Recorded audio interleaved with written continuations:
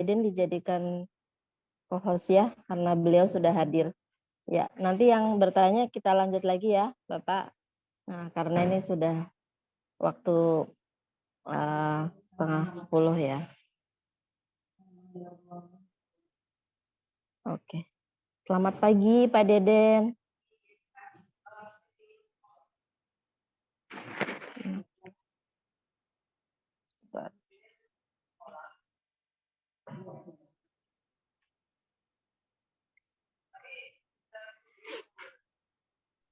Selamat pagi, Bapak Ibu. Ya, selamat pagi. Oh, Pak Deden sudah hadir. Ya, Pak Ya, Deden. saya baru selesai dengan Pak Dubes. Jadi baru bisa bergabung. Silakan Iya. dimulai, Ibu.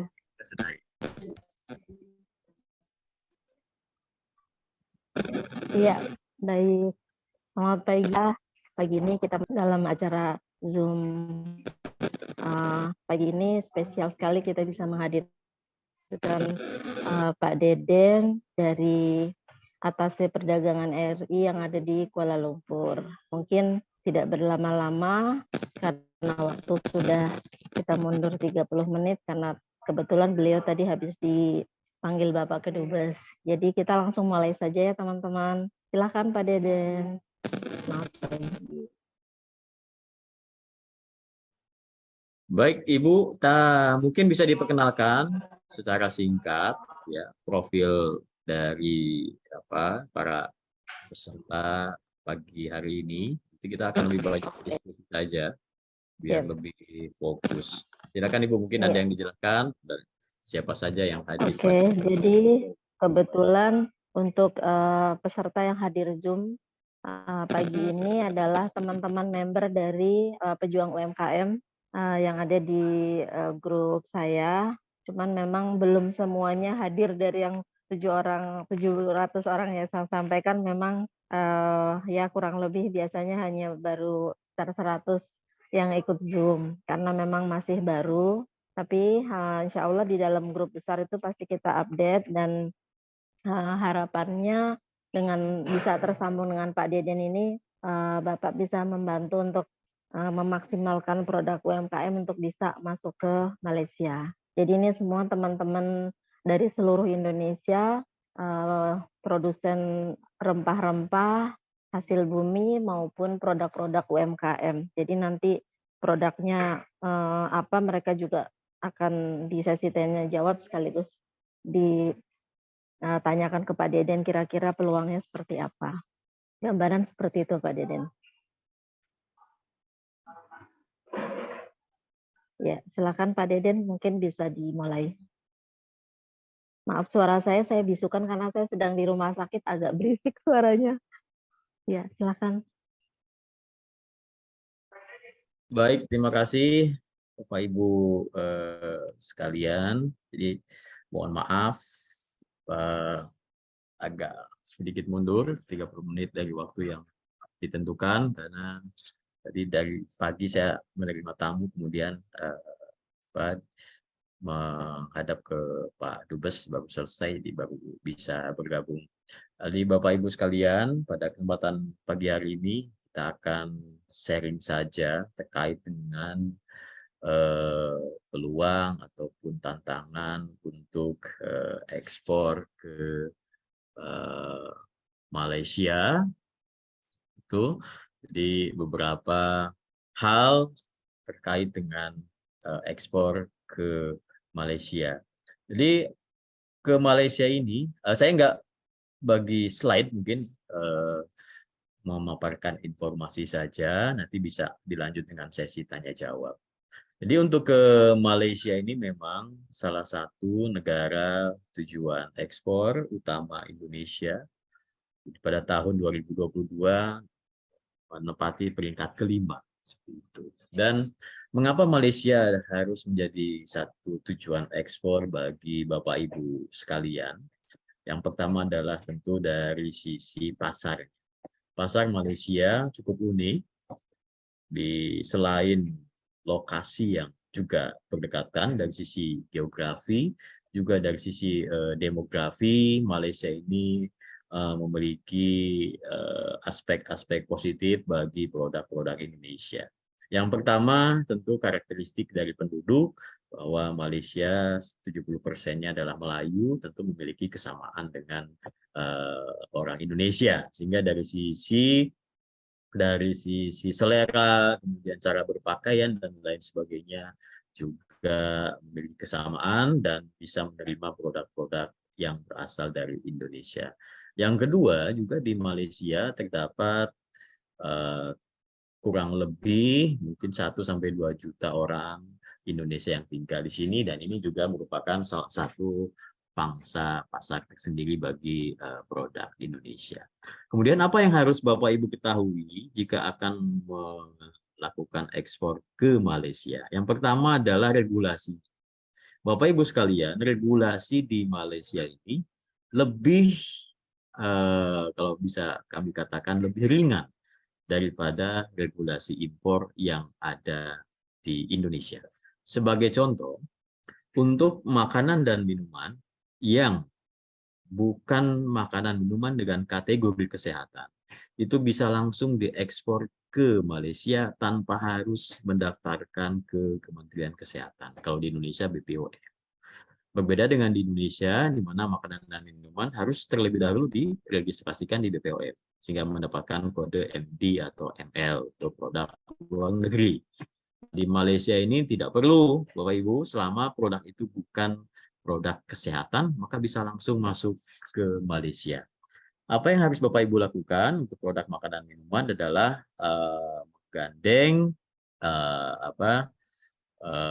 menggandeng importir yang berkaitan, sehingga importir itu nanti yang akan bertanggung jawab terhadap produk Bapak dan Ibu sekalian. Jadi nanti importir akan menempelkan stiker di produknya, menandakan bahwa produk itu berasal dari Indonesia dan diimpor oleh perusahaan, katakan perusahaan A.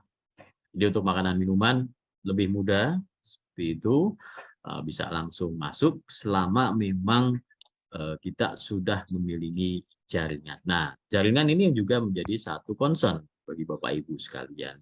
Di Malaysia ada 2 jaringan untuk pasar yang bisa kita kategorikan. Yang pertama adalah pasar jaringan untuk kalangan menengah ke atas. Jadi untuk menengah ke atas ini biasanya akan masuk barang-barang kita ke hipermarket atau supermarket modern, di mana untuk pasar menengah ke atas ini biasanya orang yang akan melihat produk-produk yang berkualitas kemudian memiliki sertifikasi tambahan. Untuk makanan minuman, sertifikasi halal menjadi satu faktor utama, ya, karena 70% mayoritas orang Malaysia itu adalah Melayu yang beragama Islam, sehingga faktor halal menjadi salah satu pertimbangan utama bagi mereka untuk bisa mengkonsumsi produk-produk makanan dan minuman. Kemudian halal dari Indonesia, apakah diakui atau tidak? Halal dari Indonesia ini diakui oleh pemerintah di Malaysia, otoritas halal di Malaysia, sehingga tidak perlu lagi untuk mengurus halal dari otoritas Malaysia. Jadi cukup dengan halal dari BPJPH atau sebelumnya di MUI. Kecuali produk Bapak dan Ibu sudah memiliki akses yang lebih luas lagi di pasar modern, nah itu akan memerlukan produk atau sertifikasi halal dari otoritas Malaysia untuk menambah nilai dari produk Bapak dan Ibu sekalian. Kemudian untuk pasar yang kedua adalah pasar yang menengah ke bawah. Ini akan menyasar kedai-kedai atau toko-toko kecil, kemudian pasar-pasar tradisional, dan juga penjualan retail secara online. Itu biasanya untuk kategori ini akan lebih banyak disuplai oleh para UKM. Jadi UKM ini akan masuk ke kategori yang kedua. Karena sebagaimana kita ketahui, hampir sebagian besar UKM di Indonesia itu produksinya belum terlalu besar, kapasitas produksi belum terlalu banyak, kemudian sertifikasi yang dimiliki juga belum banyak, Kebanyakan kan biasanya halal atau PIRT itu yang dimiliki oleh UKM, sehingga peluangnya akan masuk ke pasar menengah ke bawah. Nah, kemudian untuk beberapa produk, katakanlah misalkan untuk kopi, banyak sekali juga eksportir kopi yang berminat menjual ke Malaysia. Di Malaysia ini akan lebih menyukai atau importir lebih banyak membeli kopi Robusta dalam bentuk green bean. Di Malaysia banyak sekali pabrik-pabrik atau industri-industri pengolahan kopi itu yang mengolah kopi Robusta untuk dijadikan produk kopi siap saji atau siap seduh. Jadi biasanya mereka akan ambil kemudian blend dengan kopi-kopi lain yang berasal dari Vietnam, Brazil, dan Amerika Latin. Di sekali lagi seperti itu. Untuk kopi specialty bagaimana? Memang untuk produk kopi specialty yang menjadi andalan Indonesia saat ini, memang segmennya sedikit berbeda. Di Malaysia tidak terlalu banyak yang mengkonsumsi specialty coffee. Jadi seperti di Indonesia saja, kalau di Malaysia minum kopi saset seperti itu, yang sudah dicampur dengan berbagai bahan, apakah itu dengan aroma buah, durian, kemudian dicampur dengan susu dan lain sebagainya. Jadi untuk kopi saat ini memang hampir 90% kopi yang masuk ke Indonesia adalah kopi Robusta dan masih dalam bentuk biji. Kemudian untuk produk lain seperti snack-snack atau keripik yang masuk dari UKM, juga di sini kita sudah memiliki jaringan khusus ya yang akan dipasarkan ke pasar kategori kedua tadi, yaitu pasar menengah ke bawah. Jadi nanti silakan kalau ada pertanyaan terkait dengan bagaimana atau gimana prosedurnya, boleh ditanyakan pada sesi diskusi. Kemudian untuk fashion juga ini banyak masuk dari Indonesia. Untuk fashion yang banyak digemari di sini adalah fashion Muslim, ya, yang terutama untuk baju-baju wanita, jilbab, kemudian mukena, kemudian juga pakaian Muslim lainnya. Nah, di Malaysia ini kita sudah mendirikan bekerjasama dengan salah satu importir dan mall di Malaysia. Kita sudah mendirikan Nusantara Fashion House yang berada di salah satu mall di Malaysia, di mana di dalamnya menjual produk-produk fashion berkualitas menengah ke atas, jadi harganya cukup tinggi. Kita menyasar golongan menengah ke atas yang akan beli produk-produk khususnya untuk produk fashion. Jadi nanti boleh silakan boleh berdiskusi terkait dengan hal ini. Batik bagaimana? Nah, untuk batik di Malaysia ini memiliki aturan bahwa untuk kain, termasuk kain batik, untuk bisa masuk ke Malaysia harus mengajukan izin terlebih dahulu kepada Kementerian Perdagangan di Malaysia. Jadi memang aturannya ketat dan izin itu sulit sekali dikeluarkan untuk kain. Tetapi untuk baju yang sudah merupakan produk jadi dari batik itu bisa masuk ke Malaysia tanpa harus mengajukan izin impor oleh importirnya. Kemudian pola-pola batik yang banyak di Malaysia karena sebagian besar adalah Muslim dan cukup konservatif di sini, maka pola-pola seperti binatang atau makhluk hidup lainnya itu agak sedikit kurang diminati. Jadi kalau batik yang bergambar binatang itu agak kurang, tapi kalau mode atau pola-pola yang lainnya itu banyak juga dipakai oleh orang-orang di Malaysia. Jadi cenderung Malaysia ini lebih protek terhadap batik karena mereka juga memproduksi kain atau baju batik dengan pola atau model di Malaysia. Jadi bersaingnya langsung dengan lokal. Kemudian untuk rempah-rempah yang banyak diperlukan atau banyak dibeli oleh Malaysia berasal dari Indonesia itu adalah kebanyakan seperti pala, ya, kemudian kayu manis dan sebagian lada. Itu banyak banyak dibeli dari Indonesia. Untuk produk rempah-rempah memang bersaing langsung dengan produk rempah-rempah yang dibeli Malaysia yang berasal dari India dan Cina. Jadi memang untuk rempah-rempah, concern utama dari para pembeli di Malaysia adalah harganya. Apakah masuk atau tidak dibandingkan dengan produk sejenis dari negara lain. Bapak Ibu sekalian, jadi untuk ke Malaysia ini memang gampang-gampang susah seperti itu. Secara aturan memang tidak terlalu memberatkan, tetapi karena tidak terlalu memberatkan ini, maka banyak pesaing yang harus kita hadapi di Malaysia. Jadi untuk produk-produk Bapak dan Ibu sekalian yang akan masuk ke Malaysia tentu harus memiliki berbagai keunggulan, baik dari sisi rasa dan terutama dari sisi harganya untuk berbagai kategori. Saya kira ini adalah gambaran singkat terkait dengan bagaimana pasar atau informasi regulasi ekspor ke Malaysia. Mungkin akan lebih banyak diskusi, lebih baik silakan Bapak Ibu bisa bertanya gitu ya terkait dengan apapun perdagangan untuk kita ekspor ke Malaysia. Saya kira demikian, Mbak Arita. Antar saja terkait dengan informasi, nanti akan boleh banyak di sesi diskusi. Oke, baik teman-teman. Sebelum diskusi dilanjut, jangan lupa teman-teman follow untuk Instagramnya Addak Kuala Lumpur ya, @addak.kualalumpur. Ya, jadi untuk teman-teman yang mau bertanya, silakan raise hand atau boleh tulis di kolom komentar.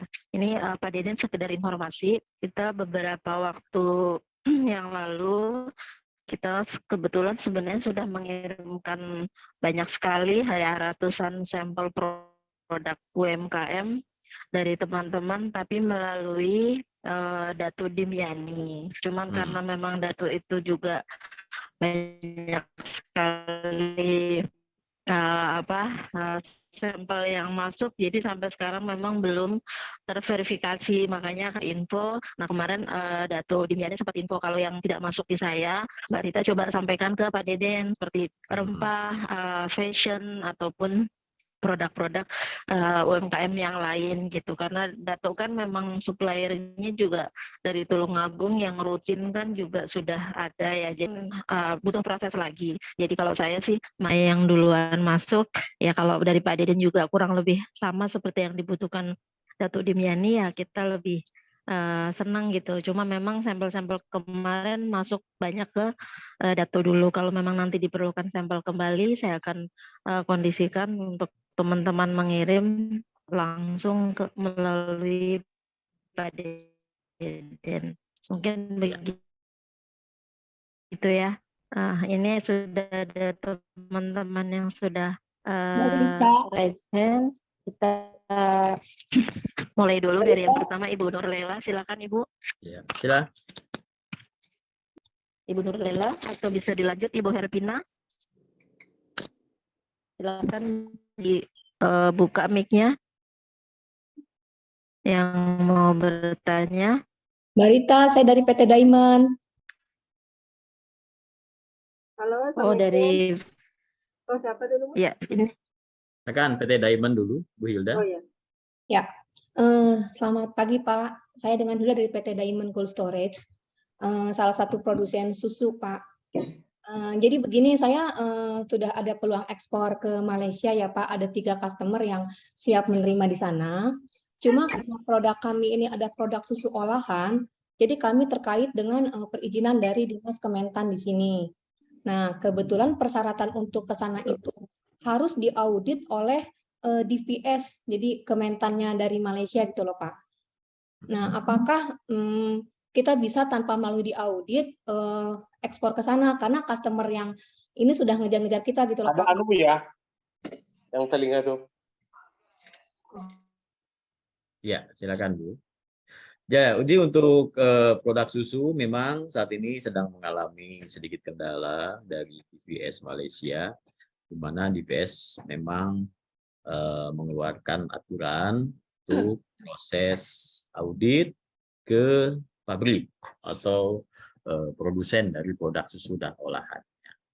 Nah, ini merupakan satu syarat utama, tidak boleh tidak, karena untuk produk susu dan turunannya itu termasuk ke dalam produk yang dikategorikan harus memiliki izin atau terdaftar di Kementerian di DVS atau Ditjen Peternakannya Malaysia. Nah, untuk proses audit, Ibu bisa mengajukan terlebih dahulu ke Ditjen Peternakan Kementerian Pertanian di Indonesia. Kemudian nanti Ditjen Peternakan akan menyampaikan atau membantu aplikasi proses auditnya. Sebagaimana yang sudah dilakukan tahun 2022, akhir 2022, sudah dilakukan audit kepada 17 eksportir dari Indonesia, dan yang lolos hanya 10. Yang lolos audit dan mendapatkan izin impor. Yang sisanya masih harus memperbaiki dan mengajukan kembali proses auditnya. Jadi untuk produk susu memang wajib Ibu, tidak boleh tidak, karena kalau tidak ada approve dari DVS, maka importirnya tidak akan memperoleh izin impor. Dan kalau tidak bisa memperoleh izin impor, maka proses importasinya tidak bisa dilakukan. Jadi silakan Ibu Hilda nanti berkoordinasi dengan Kementan atau Ditjen Peternakan untuk mengajukan proses audit kepada DVS dan Jakim. Jadi kalau untuk produk susu, selain DVS juga Jakim ikut serta untuk mengaudit terkait dengan kehalalan produknya. Jadi memang agak sulit untuk produk susu dan turunannya. Untuk tahun-tahun belakangan ini kita memerlukan izin dari DVS. Demikian Bu Hilda. Ya, baik Pak. Jadi itu kalau cuma tidak bisa ini kan Pak ya, tidak bisa paralel ya Pak ya, tetap harus ini ya. Iya, tidak bisa karena importirnya harus mengajukan, dia sebelum impor itu kan harus mengajukan dulu ke sistemnya online di Malaysia, sistem Dagangnet, dan di situ importir harus mencantumkan siapa eksportirnya. Dan kalau eksportirnya belum di-approve, belum diaudit oleh DVS, maka eksportirnya tidak akan berada dalam daftar. Nah, sehingga importirnya tidak bisa begitu. Seperti itu. Jadi diproses, silakan. Beberapa perusahaan juga di Indonesia sudah mengajukan proses audit untuk bisa mengekspor ke Malaysia. Oke, baik Pak. Terima kasih infonya. Ya Bu. Next silakan siapa? Assalamualaikum, saya Nur Laila Pak dari PT Healthies Cirebon. Yang mau saya tanyakan, tadi kan sempat Bapak bilang bahwa pasar di Malaysia itu ada menengah ke atas dan menengah ke bawah itu sama dengan Indonesia ya Pak ya.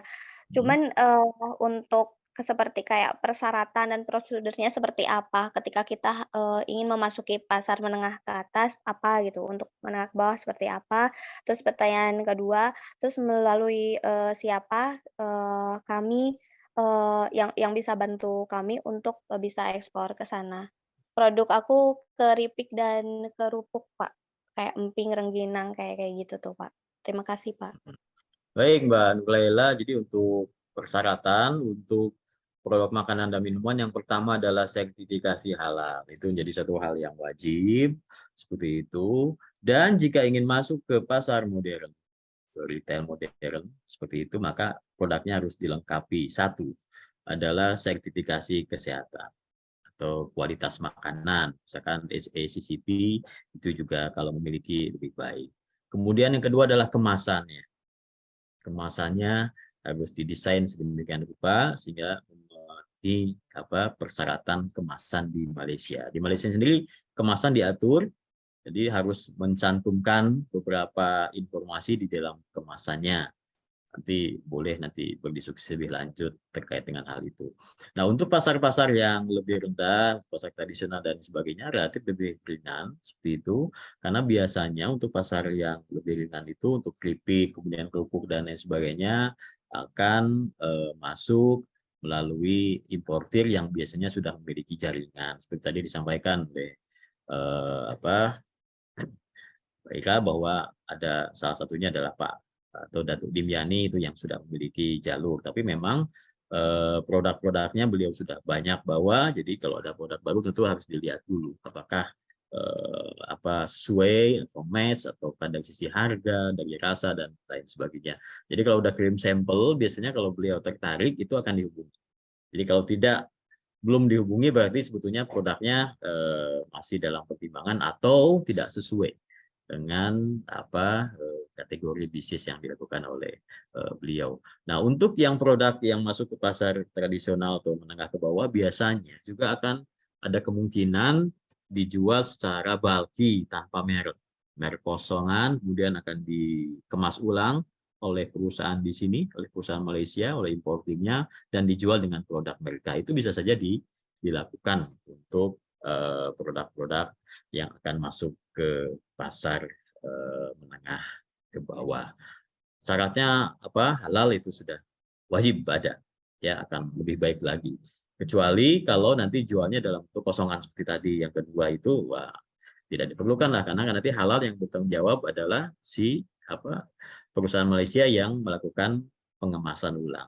Mereka sudah punya merek, sudah punya sertifikasi halal untuk produknya. Itu akan lebih mudah sebetulnya bagi para pelaku usaha di Indonesia untuk menjual dengan metode seperti itu. Saya kira demikian, Mbak Nurale.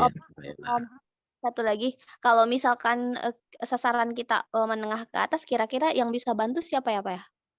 Yang pertama tentu silakan kirim sampelnya kepada kami, profilnya bisa di email kepada kami, company profilnya, kapasitas produksinya seperti apa, sertifikat produk apa yang dimiliki, kemudian jangan lupa mengirimkan sampelnya untuk kami lakukan uji rasa seperti itu. Kan kalau makanan minuman kan yang menjadi faktor utama adalah satu kemasan, rasa, dan harga.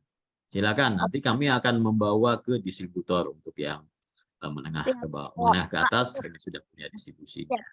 Untuk alamat email dan kontaknya mungkin, Pak? Boleh nanti oleh oleh moderator nanti akan dibagi mungkin di grup ya. Iya, Silakan. Silakan Mbak, nanti konfirmasi ke saya. Baik, teman-teman, selanjutnya yang bertanya ada Yuski Hamus ya, tadi terlebih dahulu. Boleh? Silakan. Silakan open mic-nya, kalau tidak saya ganti ke pertanyaan selanjutnya. Bapak Yuski. Iya, Bu Rita. Iya, silakan. Ini mau tanya pada Pak Deden, yang pertama untuk ekspor ke Malaysia ini untuk sertifikatnya apa saja ya Pak? Ini produk saya termasuk dari spices dan handicraft Pak. Terus yang kedua, kendala untuk kendala apa aja bila ekspor ke Malaysia? Itu yang kedua. Yang ketiga, misalkan terjadi ekspor dari Indonesia ke Malaysia, terus ada kendala dari payment, apakah dari pihak ITPC Malaysia atau ADAK Malaysia ini bisa ini ya Pak,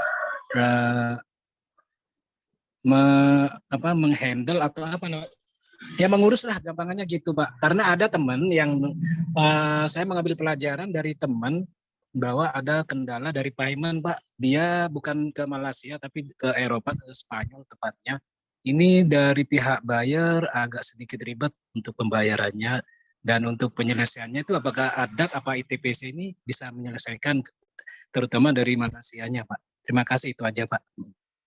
Baik Pak Suki, untuk penyelesaian itu biasanya kami juga banyak menyelesaikan berbagai kasus, terutama yang berkaitan dengan pembayaran. Nah, masalahnya adalah biasanya para eksportir ini pada saat melakukan transaksi langsung saja gitu ya, langsung ke bayarnya, kemudian jika sudah ada kesepakatan, kemudian tiba-tiba ada awan prestasi dari salah satu pihak, biasanya baru menghubungi kami. Jadi kami tidak tahu dengan bayarnya siapa, kemudian apakah bayar itu recommended atau tidak, dan lain sebagainya. Tapi biasanya kami akan bantu untuk menyelesaikan. Yang pertama, kami akan hubungi bayarnya. Beberapa kasus yang terjadi beberapa waktu belakangan ini juga kami bantu untuk fasilitasinya. Tapi silakan disampaikan kepada kami kronologi dari awalnya. Nah, kedepannya untuk mencegah hal-hal seperti ini, kami sarankan Bapak Ibu sekalian yang mau ekspor ke Malaysia, sebaiknya dari awal sudah menghubungi kami.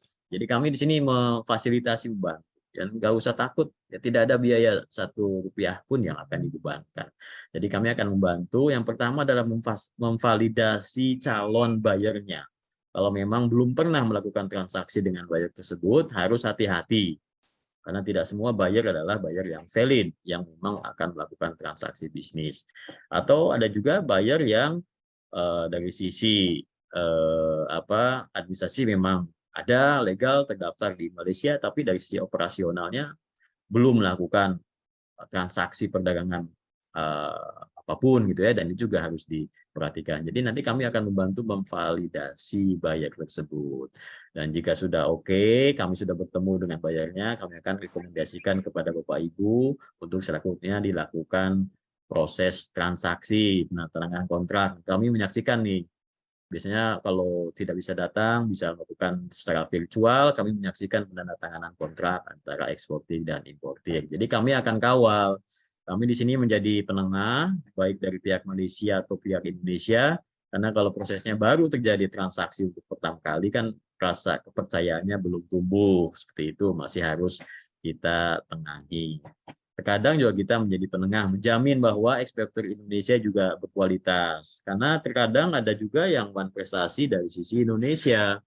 Barangnya yang dikirim tidak sesuai kualitas, kemudian tidak sesuai dengan kesepakatan, jumlahnya tidak sesuai, dan lain sebagainya. Juga ini kami juga sering melakukan fasilitasi untuk hal-hal atau kasus seperti ini. Jadi silakan Bapak Ibu sekalian, mudah-mudahan tidak ada kasus. Kalau ada, boleh disampaikan kronologi dari awalnya seperti apa untuk kami carikan solusinya.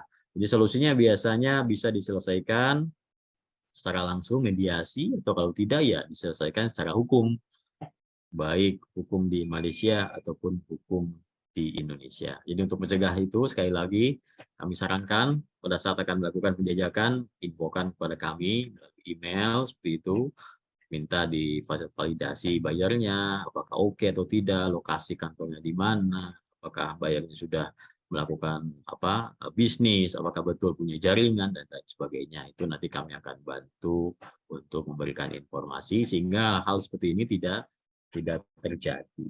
Oke, demikian Pak ya. Silakan Bapak Ibu.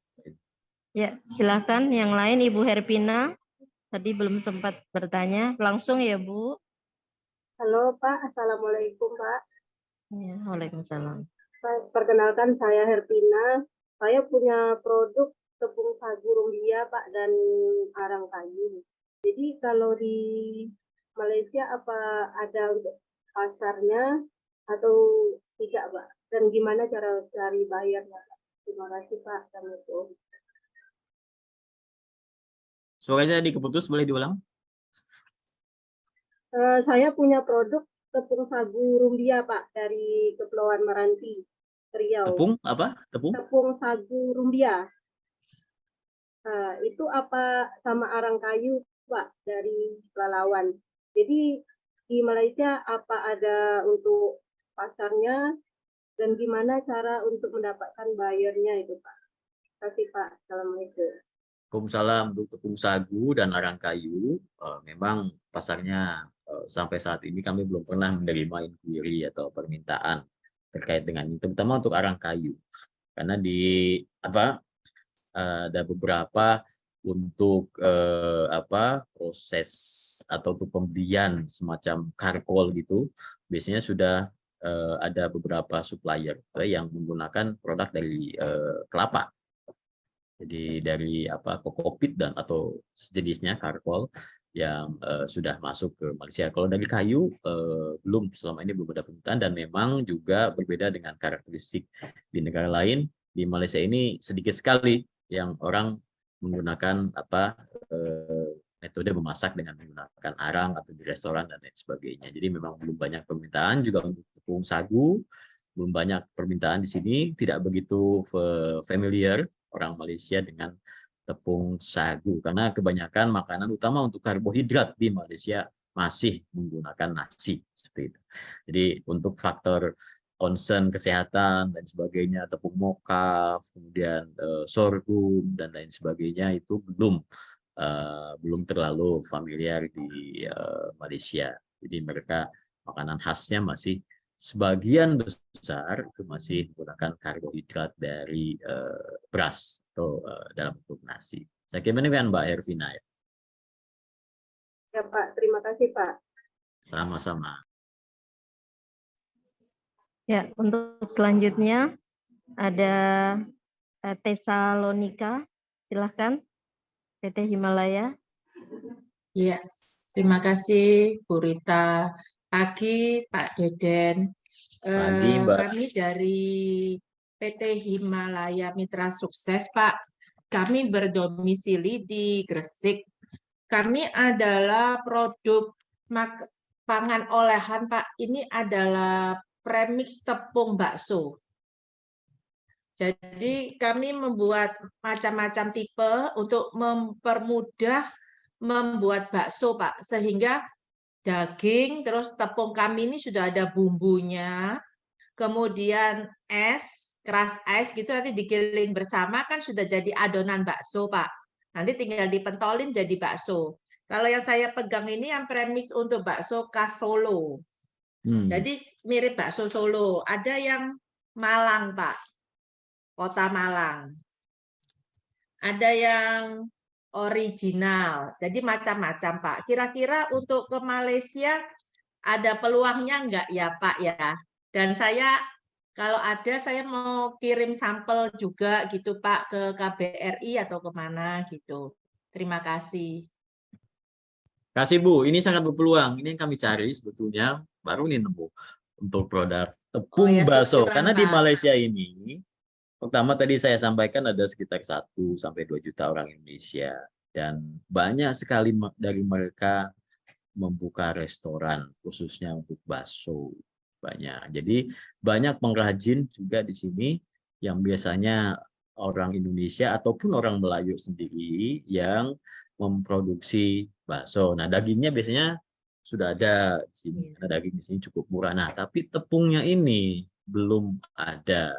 Saya belum menemukan produk sejenis di Malaysia. Jadi silakan Bu, kirimkan sampelnya ke Ya, saya kami. kirim agak banyak aja, Pak. Jadi Ya, Bapak sama boleh. tim yang di sana bisa coba, terus mungkin mau diberikan ke beberapa pelaku Pengrajin bakso. usaha gitu, Ya. ya pengrajin bakso bisa. Saya ini sudah bersertifikat halal, Pak. Kita sudah berizin edar Badan POM dan kami punya sertifikasi HACCP, Pak.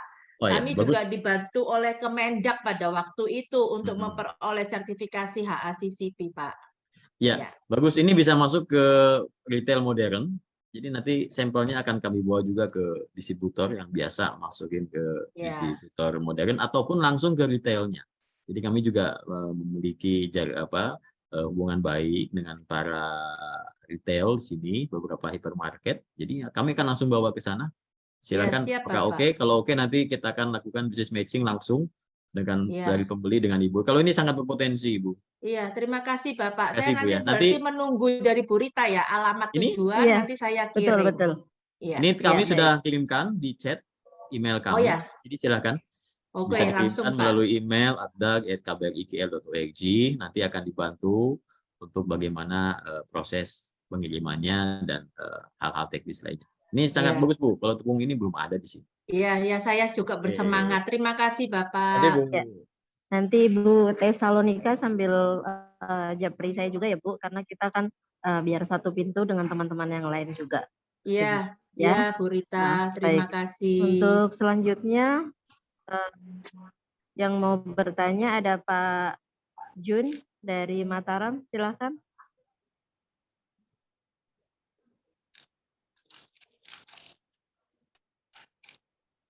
Pak Jun, kalau tidak kita lanjut ke pertanyaan selanjutnya Pak Burhanuddin. Halo, Assalamualaikum.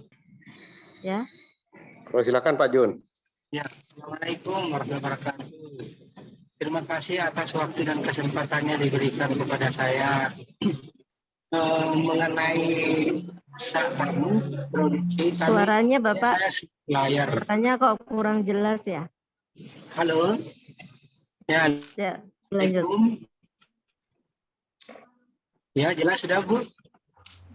Tuh, Ya, silakan. ya, saya supplier sebenarnya di sini. Tapi bisa juga kalau memang ada peluang, harapan kami untuk memajukan daerah kami yaitu Lombok NTB gitu. Untuk bisa bersaing produk-produk kami, ada sate, ada teh kelor juga dari kami. Kalau untuk produksi yang lain seperti bahan jagung atau biji mete, ada juga kami. Sekiranya kami nanti selanjutnya berhubungan dengan Mbak Rita ya, begitu. Ya, nanti langsung saja Mas untuk pengiriman sampel dan lain sebagainya. Jadi Mbak Rita ini dikirimnya ke KBRI aja, jangan melalui Datuk Dimyati. Jadi nanti kami yang akan sortir Ya, produk-produk ini mana nanti ke nanti KBRI ya. Kalau akan yang ke disampaikan Datuk ke- kemarin kan sudah, ini untuk ke Pak Ya. Deden. Jadi kita cukup kirim sampel ya gitu Pak. Ya, silakan Ya, dengan betul. Mbak Rita nanti dikoordinasikan untuk pengiriman sampel, karena sekalian ya kalau untuk pengiriman sampel disertakan juga informasinya. Ya kan di dalam plastiknya ditempelkan stiker, oh ini siapa produsennya, harganya berapa, FOB-nya. Kemudian kalau ada company profile-nya juga dikirimkan melalui email. Jadi mungkin Mbak Rita dibantu dikasih kode seperti itu. Ini misalkan kode A01 bagi Pak John Mataram. Nanti company profile-nya juga A01. Jadi kami gampang price-nya itu produk dari siapa, Baik. dan nanti kami tahu kalau ada yang peminat kami menghubungi siapa. Kadang-kadang orang kirimkan Iya. dikirim saja tidak ada keterangan, jadi kami tidak tahu ini punya siapa. Karena banyak sekali sampel masuk ke kami, gitu ya. Setiap hari banyak masuk sampel sehingga kami terus mensortir terlebih dahulu mana yang pas untuk disampaikan pada distributor. Ya. Baik. Kita kirimkan seperti ini. Baik ya, Pak Jun bisa Ya. ya. Oke, teman-teman ini untuk informasi karena Pak Deden waktunya sampai 10.30 karena setelah ini beliau ada Zoom lagi dengan Kemendak. Jadi waktunya kita persingkat ya. Untuk selanjutnya Pak Arief ke Bumen, silakan. Oke, selamat pagi Pak Deden dan moderator Bu Rita. Ya. Terima kasih kesempatannya. Pak Deden, ini saya mau tanya Pak Deden, kami dari Kebumen, dari PT juga ada perizinan sudah resmi. Dan kami juga sudah kirim sampel sama Bu Rita, mungkin sudah sampai sama Pak Deden untuk ini Pak, gula semut Pak, brown sugar. Kemarin baru melalui ke Datuk, untuk Pak Dedennya menyusul Pak. Oke. Belum, karena kemarin kan dibagi. Oke, terima kasih Bu. Iya. Ya itu Pak, mungkin ada peluang atau mungkin di situ bisa itu semua itu kami bekerjasama dengan supplier Pak, dan semua sertifikat lengkap semua, organik dan lain-lain itu lengkap. Tinggal kita mungkin gimana untuk bisa memasarkan ke Malaysia. Dan juga Gula Pak Deden, dari kelapa Mas ya? iya gula kelapa sama aren Pak. Oh iya. Dan juga Jadi saya pernah kirim ke atas dagang Malaysia Kuala Lumpur itu untuk produk telur Pak. Mungkin jenengan pernah ingat PT Kas itu kirim. Oh iya. Tolong dengan Maidin ya. Ya, Maidin betul, permintaan dari Maidin saya kirimkan juga lewat atas dagang itu untuk sertifikasi dan semuanya itu sudah lengkap semua Pak. Dan belum saya terima tuh sampel telurnya. Oh gitu ya Pak ya. Kalau sampel mungkin belum saya kirim Pak, tapi untuk itunya sudah saya kirim untuk komponen-komponennya, klasifikasinya ya betul. Ya. Mungkin itu aja Pak dari saya. Terima kasih. Baik, terima kasih Mas Ari. Jadi untuk program gula, untuk gula khususnya gula aren dan gula sejenisnya seperti itu memang untuk pasarnya di sini harus bersaing dengan gula yang diproduksi oleh pihak Malaysia, yaitu gula Melaka yang memiliki karakteristik yang hampir sama dengan gula aren dari Indonesia. Jadi di sini Malaysia lebih familiar dengan gula Melaka seperti itu. Jadi memang untuk gula-gula yang dari produk turunan kelapa, aren dan lain sebagainya memang pasarnya tidak begitu banyak seperti itu Mas. Untuk di Malaysia karena mereka lebih prefer untuk menggunakan gula Melaka yang sudah terkenal di Malaysia. Dan harganya juga sangat kompetitif ya untuk gula Melaka dibandingkan dengan gula aren dari Indonesia, karena selain cost production-nya juga ada cost untuk pengiriman, logistiknya itu juga kan mempengaruhi nanti harga jual di pasarnya. Jadi untuk gula potensinya belum terlalu besar. Oke, Pak. Ya. Siap. Silakan mungkin Oke. yang lain, Mbak Rita. Satu lagi Pak Deden ini menyelipkan pertanyaan untuk mengenai saca inci. Pak Deden tahu ya, untuk saca inci oil ataupun kacang saca incinya, untuk dari ADDAK sendiri ada market yang sudah berjalan belum Pak? Ini kan dari teman-teman kita juga sudah ada yang produksi minyak untuk saca oilnya, dan beberapa sedang kita galakan untuk budidaya kemitraan dengan koperasi Lunas dan teman-teman UMKM untuk penanaman kacang saca inci. Kira-kira peluangnya bagaimana untuk di Malaysia supaya teman-teman tahu dan lebih bersemangat lagi, seperti itu Pak Deden? Untuk saca inci memang di Malaysia sampai saat ini kami belum menerima permintaan seperti itu ya. Jadi memang mungkin juga belum familiar juga di sini. Tapi ya silakan saja untuk mengirimkan kompronya saja dulu.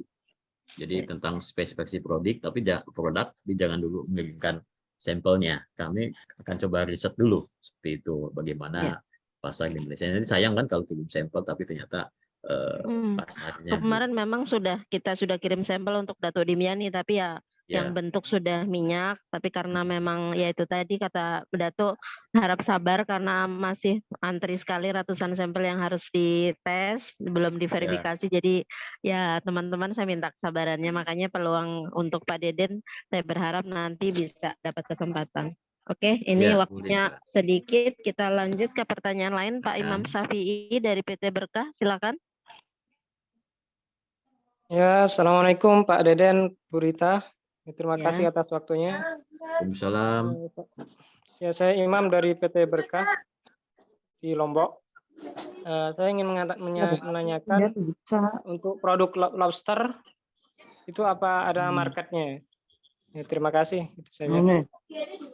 Ya, untuk produk lobster marketnya ada, Pak Imam, karena di sini juga terutama untuk warga negara Malaysia yang etnis China juga mengkonsumsi banyak lobster, dan Malaysia bukan produsen dari lobster. Jadi peluangnya masih banyak. Silakan dikirimkan kompro dan spek produknya melalui email kami. Sekalian dengan penawarannya, Mas, ada harganya. Jadi kami akan mudah untuk menyampaikan ke calon pembelinya. Ya, dilengkap saja kompronya, kemudian produknya apa saja, dan harganya berapa FOB di pelabuhan terdekat. Silakan ya, Mas. Ya, oke. Silakan untuk pertanyaan selanjutnya. Ada Fevi Eka Viana, silakan.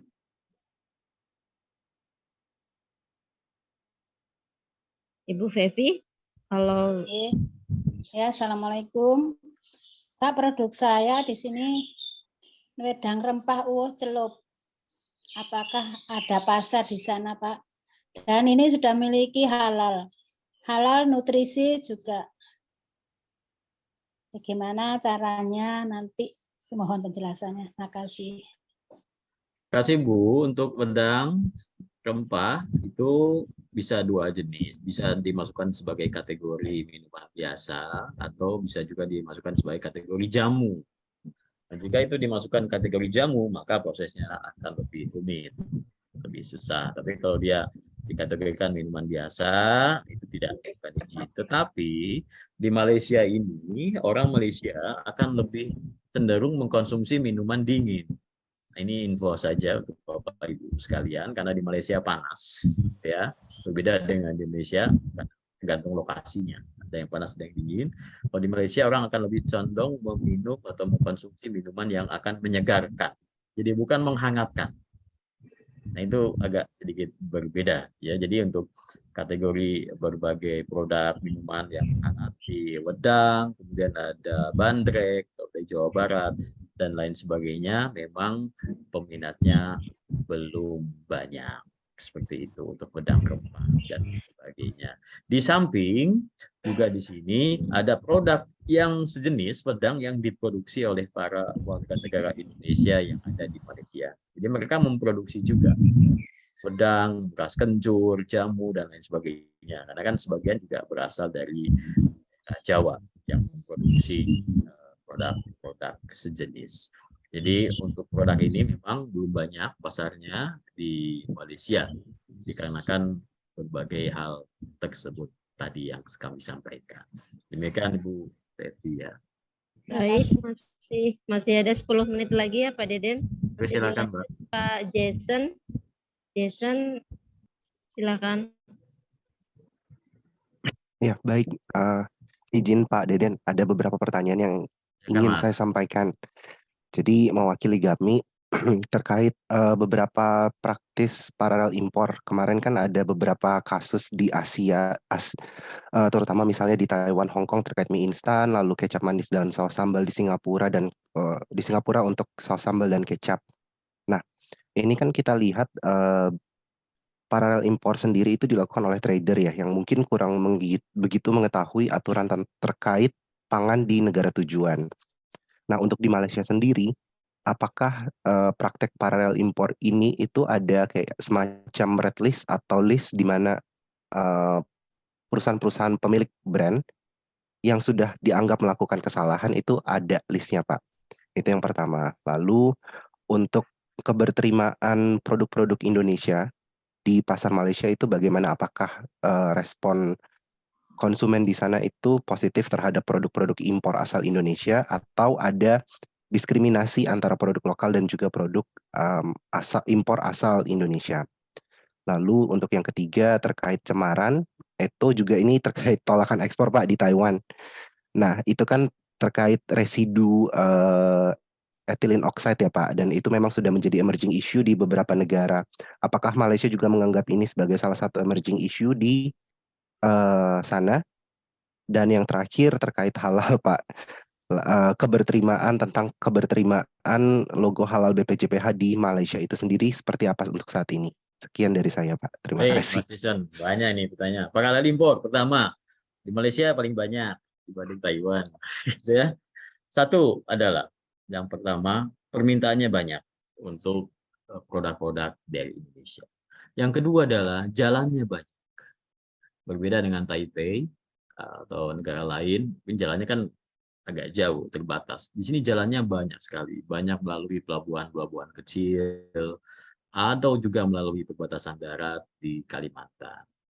Jadi proses-proses paralel impor ini memang banyak dilakukan dan juga banyak dikomplain oleh prinsipal, terutama dari Indonesia. Katakanlah misalkan merek teh yang sangat terkenal, minuman teh gitu ya.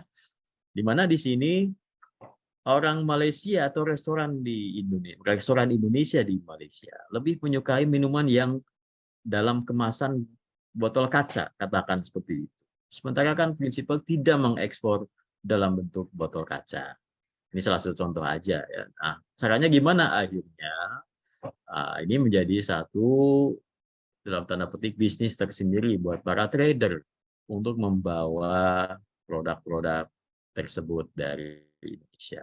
Nah, apa yang kami lakukan di sini adalah kami tahu siapa tradernya, pemainnya siapa saja, dan kami melakukan pendekatan adalah yang pertama, kalau di situ sudah ada distributor resmi yang ditunjuk oleh prinsipal, maka kami akan mengarahkan untuk pembeli atau trader tersebut mengambil dari distributor resmi seperti itu.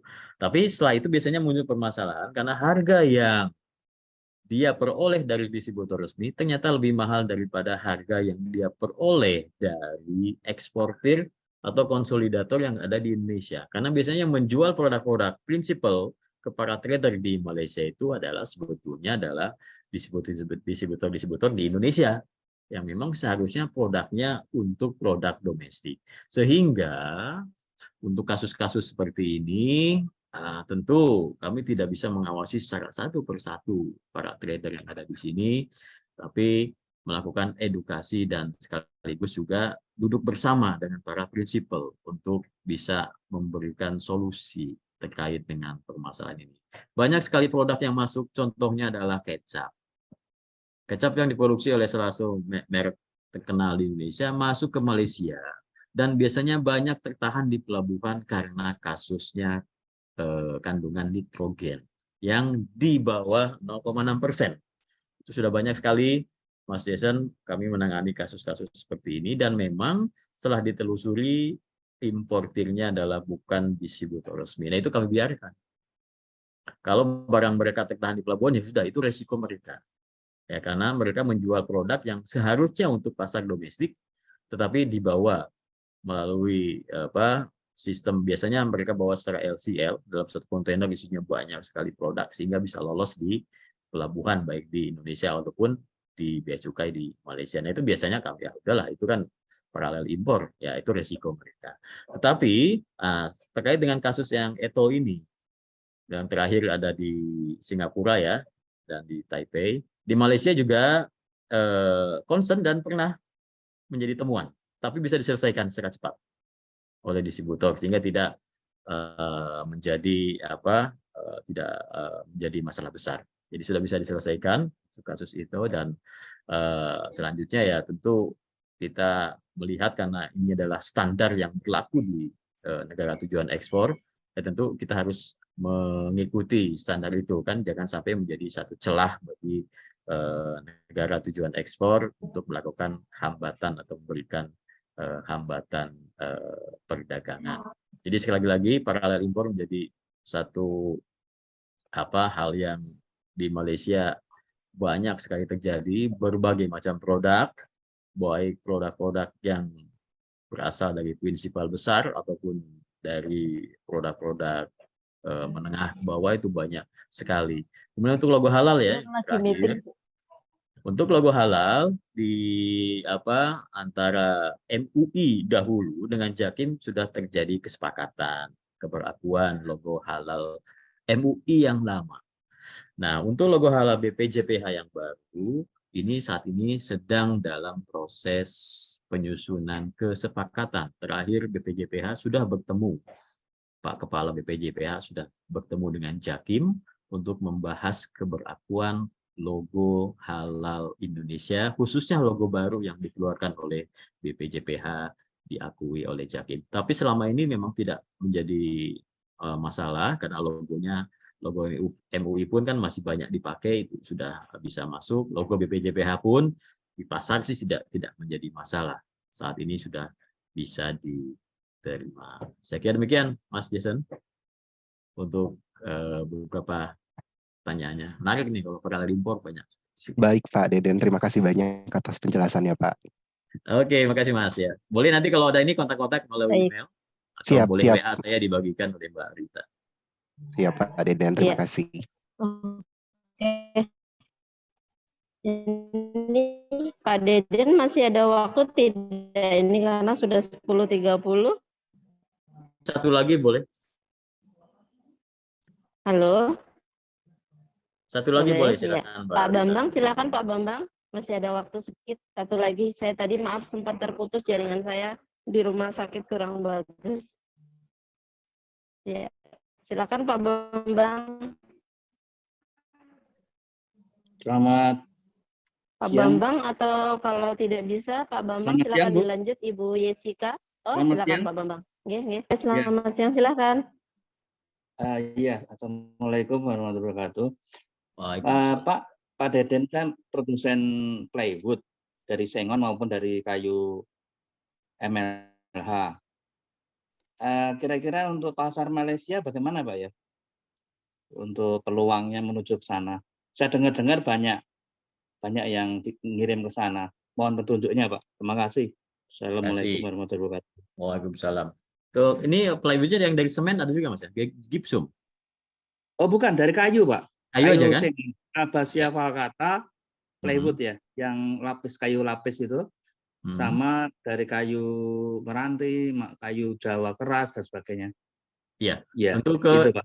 produk plywood yang banyak masuk di Malaysia, kami juga terakhir juga ketemu dengan salah satu distributor untuk bahan bangunan, nanti boleh saja kirimkan kompronya kepada kami, Mas ya, melalui email seperti itu, dan juga list produknya seperti apa. Nanti kami sampaikan pada mereka untuk dicek, dilihat, dan kalau ada yang berminat nanti bisa kita tindak lanjuti. Perlu dikirim sampelnya, Pak? Kalau memungkinkan boleh, sampel yang kecil-kecil seperti itu. Lebih baik Ya, lagi, Mas. kecil Kan lah. orang bisa melihat Kalau teksturnya, gitu. kemudian seperti apa warna dan lain sebagainya. Lebih baik, oke. Tapi dalam jumlah kecil saja, Mas ya. Ya, terlalu banyak. Iya. Iya, Pak. Siap. Oke, Terima makasih. kasih, Pak Ya. Deden. Oke, sepertinya waktunya Pak Deden sudah habis ya ini. Sudah lebih dari 10.30.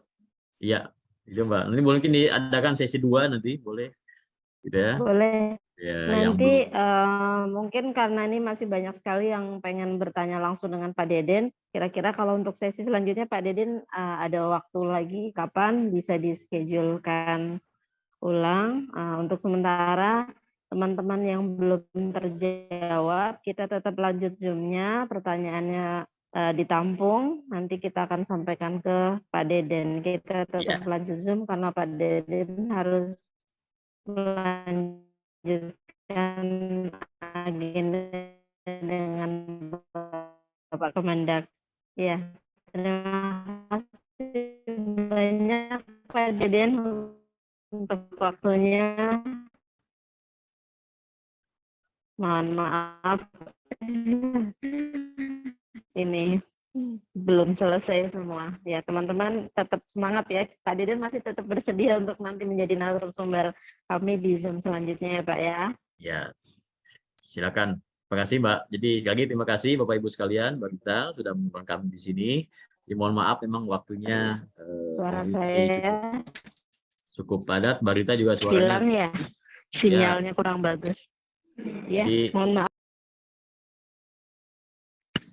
Ya, kebetulan sinyalnya kurang bagus Pak di rumah sakit. Mohon maaf. Ya. Seperti itu nanti kita lanjut ke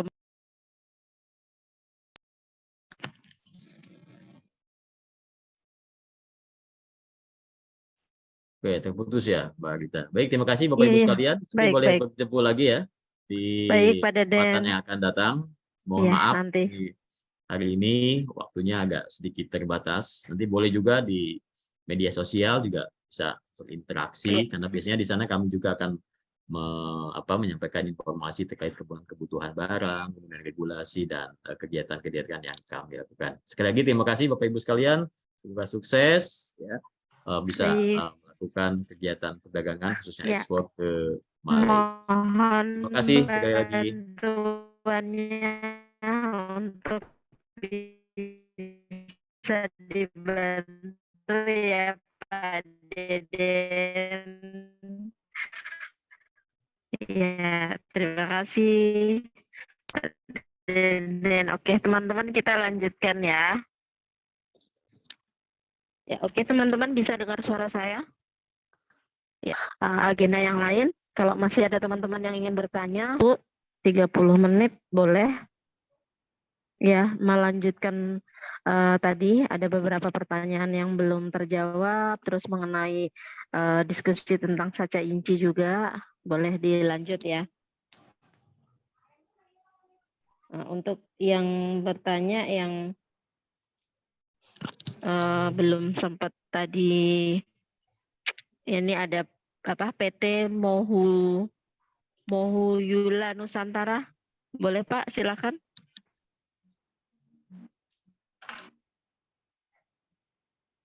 Apakah suara saya terdengar jelas? Ya, Bu. Ya, silakan yang mau bertanya yang tadi sudah raise hand. Saya Bu. Ya silakan. Perkenalkan saya Febri dari Gorontalo. Saat ini saya lagi fokus di seafood. Kebetulan saya lagi mengelola salah satu storage yang ada di Gorontalo. Kami produksi ikan. Ada berbagai macam ikan, terutama bandeng, terus ada selar juga, udang, sama cumi dan tuna.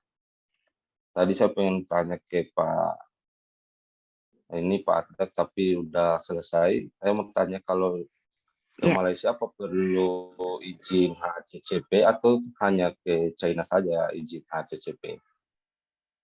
Atau mau masuk ke pasar Malaysia itu perizinan seperti iya. apa yang dibutuhkan? Gitu aja Boleh. dari saya. Untuk pertanyaan yang bisa saya bantu jawab akan saya jawab. Baik. Ya, Jadi kalau siap. setahu saya untuk produk untuk hasil laut memang semuanya membutuhkan sertifikat HACCP, Pak. Pasti butuh itu. Tidak hanya untuk Malaysia. Iya. Oh, siap. Betul. Oke, terima kasih. Terima kasih banyak. Hanya Bu. nanti iya, kalau untuk Malaysia memang untuk produk-produk tertentu yang masuk melalui Datu Dimiani kan biasanya kita misalnya mau ke Pak Deden bisa kita titip melalui kontainer Datu untuk produk yang tahan ya, makanan kering. Kalau yang basah yang beresiko busuk memang tidak bisa, tapi yang untuk kering-kering itu bisa kita titipkan melalui kontainer yang setiap hari Sabtu loading di Tulungagung. Nanti saya kasih tanda khusus misalnya untuk titipan Pak Deden seperti itu. Jadi kalau melalui Datu Dimiani ini kan prosedurnya lebih mudah. Kita tidak perlu ada perizinan karena ikut di shipment-nya beliau, semua dokumen beliau yang handle begitu. Tapi untuk sampel sementara sampel yang khusus melalui Pak Deden bagi teman-teman yang mau mengirim sampel bisa melalui saya, nanti bisa saya titipkan untuk Pak Deden. Kalau yang mau mengirimkan langsung ke Pak Deden, silahkan. Tetapi biayanya pastinya lebih mahal karena pengiriman dari Indonesia ke Malaysia, misalnya kargo udara, biayanya lebih mahal. Sedangkan kalau melalui saya titip melalui kontainer yang kita muat setiap hari Sabtu. Jadi secara biaya akan lebih ringan. Seperti itu. Jadi silahkan untuk masalah produk barangnya memang bisa konfirmasi ke Pak Deden, tetapi kalau langsung ke beliau saya tidak bisa bantu ya seandainya pengiriman yang mahal dan lain-lain. Kalau melalui kita kan kita sudah ada jalur khususnya seperti itu. Ada lagi teman-teman yang mau bertanya, boleh? Untuk yang bertanya, apa tadi kontaknya Pak Deden dan Datu Dimiani supaya tidak nanti tertumpuk dan beliau kadang juga tidak langsung respon, saya sarankan tetap satu pintu melalui kami. Karena kita, mohon maaf ini suaranya siapa ya yang bocor? Suaranya berisik.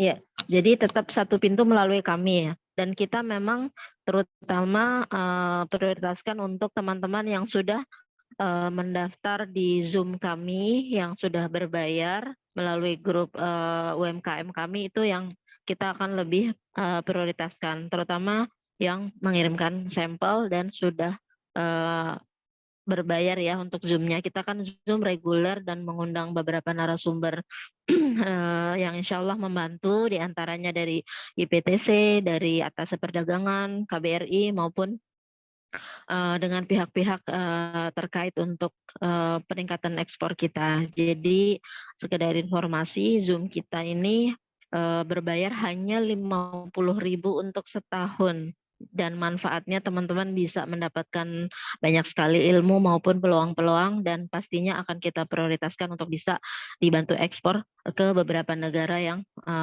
sudah bekerja sama dengan kita untuk produk-produk yang bisa kita pasarkan. Seperti itu. Yang mau bergabung grupnya bisa langsung, tadi sudah saya share link grupnya di chat room, tapi kalau memang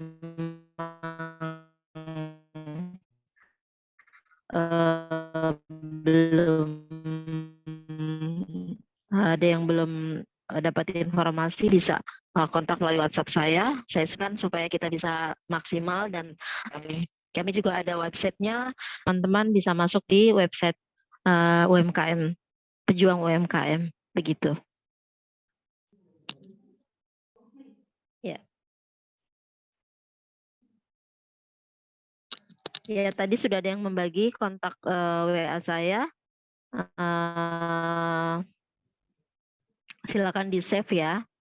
Untuk info Zoom berbayarnya bisa langsung ketika sudah menghubungi saya atau Pak Abi, PT Srijaya Sumber Sejahtera atau Pak Slamet Raharjo, mungkin bisa dibagikan link grupnya, nanti kita akan infokan untuk Zoom berbayarnya.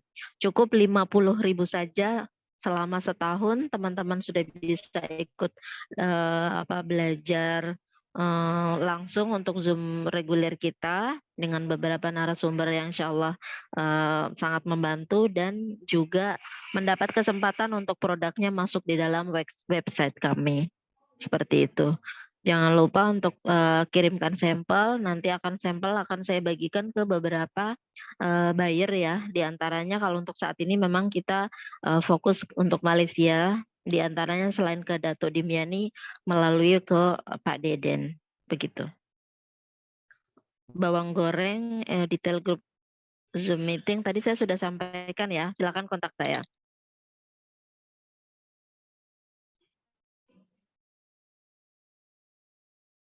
Ada lagi teman-teman yang mau bertanya? Ini masih ada waktu sampai maksimal jam 9.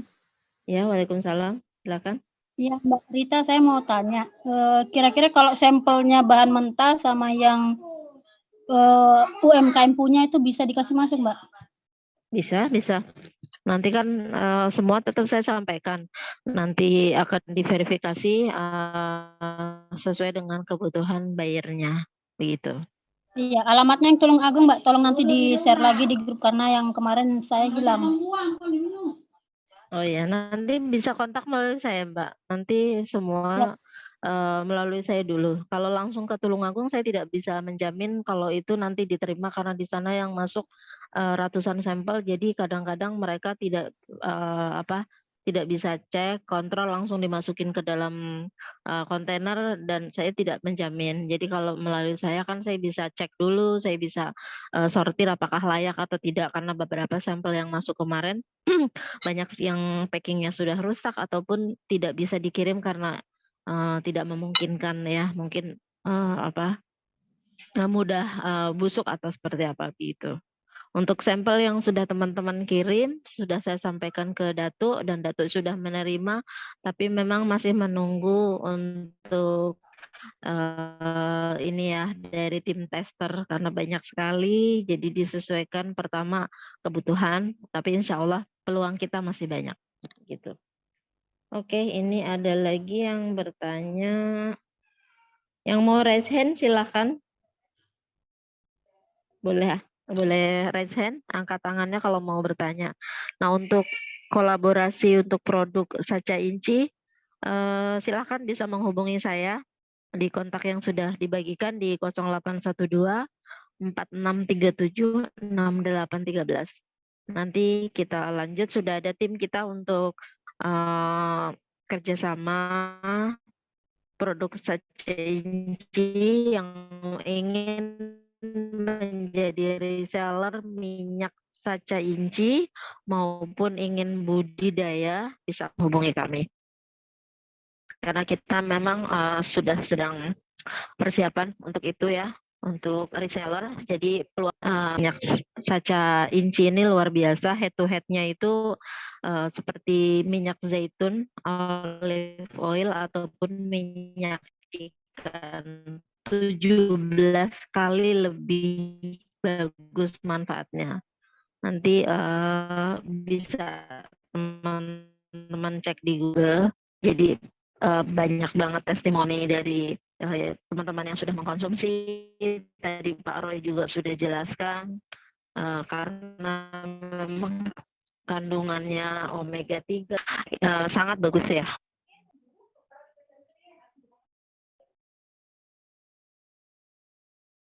Ya, silakan. Ada lagi yang mau bertanya atau sudah cukup, teman-teman?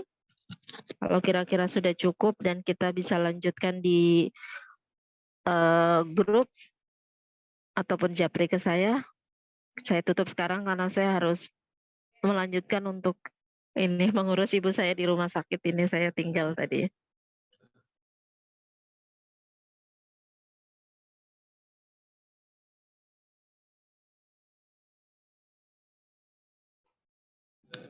Gimana teman-teman, sudah cukup? Sudah Mbak Rita, terima Oke. kasih. Oke, baik. Nanti untuk yang minat saja inci, boleh langsung kontak ke saya ya, Pak Omar, Pak Riswanto, nanti bisa kita lanjutkan di kontak pribadi ya. Oke, mungkin sementara Zoom kita cukupkan untuk hari ini. Nanti masih ada lagi, selanjutnya kita akan Zoom berikutnya dengan IPTC Pusat ya, Ibu Rizka. Dengan Pak Deden juga nanti kita akan schedulekan kembali. Terima kasih untuk waktunya teman-teman semua. Mudah-mudahan ini semua bermanfaat untuk kita. Tetap semangat dan kita lanjut di grup ataupun di Japri. Ya, terima kasih. Selamat pagi semuanya. Terima kasih Mbak Rita. Ya, baik. Saya keluar ya. Saya pamit. Terima kasih. Assalamualaikum.